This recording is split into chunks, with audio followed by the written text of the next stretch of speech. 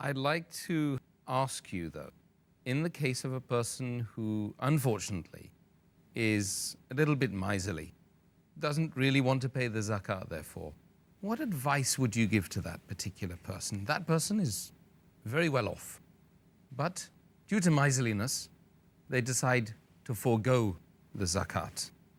What's your advice to that person? There are various verses in the Qur'an and several Ahadith which you can narrate to these people who are miser and don't want to give zakat in order to encourage them to give zakat. Allah says in the Qur'an, in Surah Fajr, chapter number 89, verse number 20, and those who love their wealth with excessive love, talking about these people who are miserly. Further, Allah says in the Quran, in Surah Aadiyaat, chapter number 100, verse number 8, that, and he is violently in love with the wealth. You know, those people talking about those who love wealth so much and are dying for the wealth. So Allah is giving a warning to these people. Allah says in Surah Taghabun, chapter number 64, verse number 15, that your wealth and your children are a trial for you, are a test for you. Allah is telling all these things that you love so much are a test, are a trial for you. And there's Hadith of Tirmidhi, Hadith number 2336, where the beloved Prophet said that every ummah would be tested with something, and my ummah would be tested by wealth. Wealth is the test for my ummah. And Allah subhanahu wa ta'ala gives an example in the Quran, in Surah Qalam, chapter number 68, verse number 17 to 33. And Allah narrates the story of a person who owns a beautiful big garden.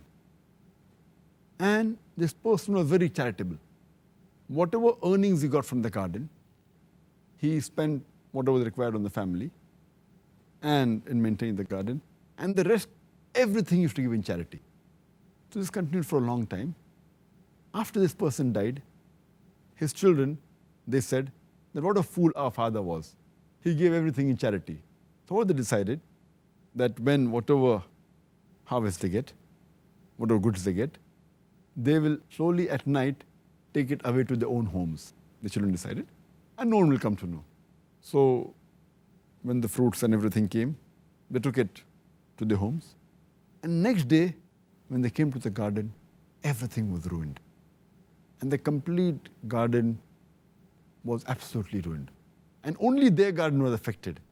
And there the Quran says in Surah Qalam, chapter 68, verse number 31, and we have transgressed the limit.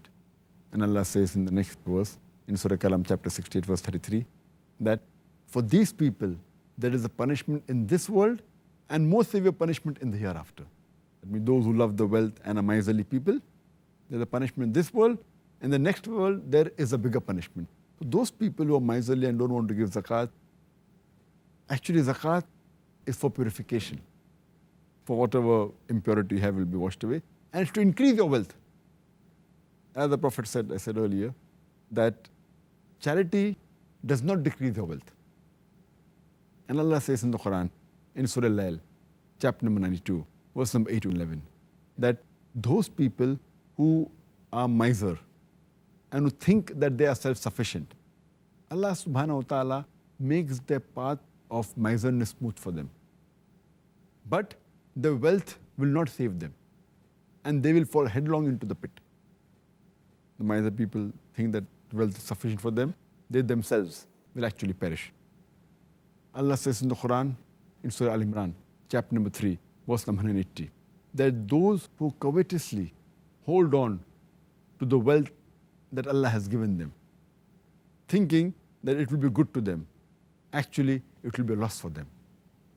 And on the day of resurrection, on the day of judgment, their wealth will be wound around their neck and it will be a loss for them. So a person should be reminded that zakat is to increase his wealth.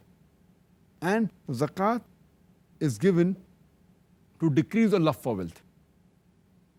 As Allah says in Surah Al-Imran, chapter 3, verse 92, that you are not a believer until you give what you love. So zakat is to decrease your love for wealth and increase the brotherhood amongst the Muslims and purify your wealth and increase your wealth.